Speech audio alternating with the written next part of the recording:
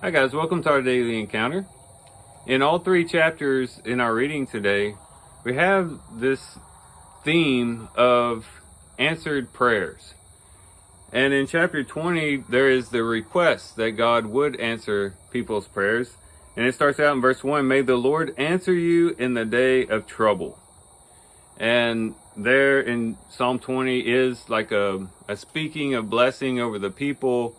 And one of the things that they would pronounce as they were speaking this blessing would be that people's prayers would be answered, especially in the day of trouble. Then in chapter 21, you have David speaking about the fact that God had answered his prayer when he called out to him. It says in verse 2, "You have given him his heart's desire," talking about the king, referring to himself, "and you have not withheld the request of his lips." And he talks about how God had blessed him, had delivered him, had given him life. It says in verse 4, he asked life of you, you gave it to him, length of days forever and ever. And here you have the psalmist getting his prayers answered within this lifetime.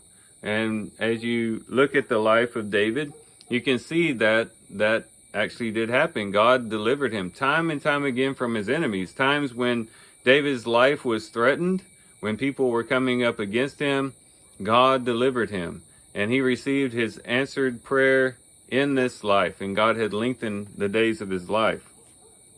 But then in Psalm 22, you have this messianic psalm that is spoken by the Lord on the cross. And it starts out with, my God, why have you forsaken me? Far from my deliverance are the words of my groaning. Oh my God, I cry by day, but you do not answer, and by night I have no rest. Now we have the description of a person who did not receive the answer to his prayers in this life. He says that he cried by day, but the Lord did not answer, by night, but I have no rest. The answer has not come. And the Lord himself had prayed in the garden that if it was possible that this cup would pass from him. He said, but then nevertheless, not my will, but your will be done, speaking to the Father. And as we see Jesus's crucifixion and his death, he didn't receive really any deliverance from his enemies. They surrounded him. They hurled insults at him, they struck him, they crucified him, and he died under the hands of wicked people. And he did not receive deliverance within his life before death. But that doesn't mean that he didn't receive deliverance. As you go further on in the psalm, in Psalm 22, you see that the Lord does answer him. But in resurrection, he says in verse 21, from the horns of the wild oxen, you answer me. There in the context, he was talking about these evil people that were stationed around him and coming up against him. He says, from the horns of the wild oxen, you answered me. And then he goes on to say, I'll tell of your name to my brethren. In the midst of the assembly, I will praise you.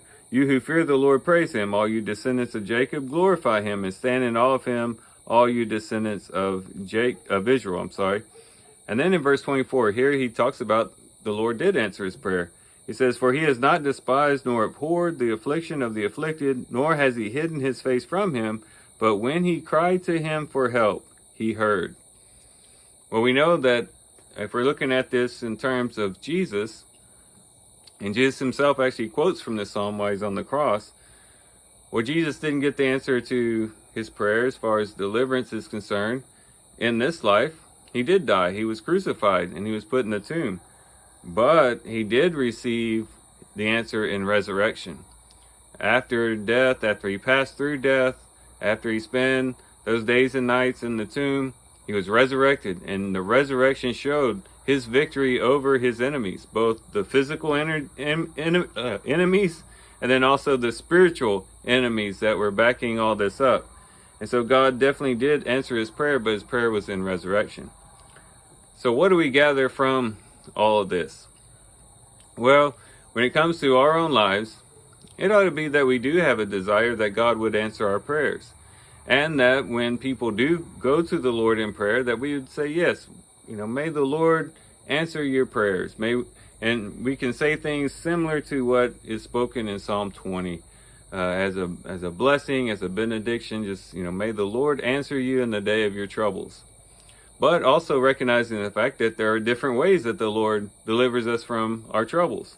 Sometimes it's in this life, as we see in Psalm 21. With David, he did receive deliverance within his lifespan.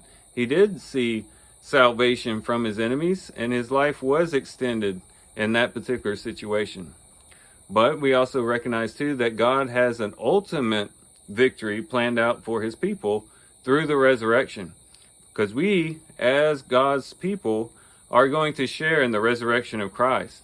And so even if we are not delivered from our enemies, whatever our enemies might be, as we talked about in previous devotions, whether it's physical, emotional, or spiritual, even if we don't receive deliverance in this life, we have the hope that in resurrection we will be delivered. We'll be delivered in a similar way that Christ was delivered, and we'll be raised up to live eternally with the Father. These corruptible bodies will take on incorruption. These perishable bodies will become imperishable. These weak bodies will become powerful, and we will be able to live and dwell with God in the new heavens and the new earth that he has prepared for us. And so we know that one way or the other, we will see deliverance. But until that day, we continue to pray to him. We continue to hope that he will answer our prayers in this life. But if not, we know that ultimately he will give us the victory.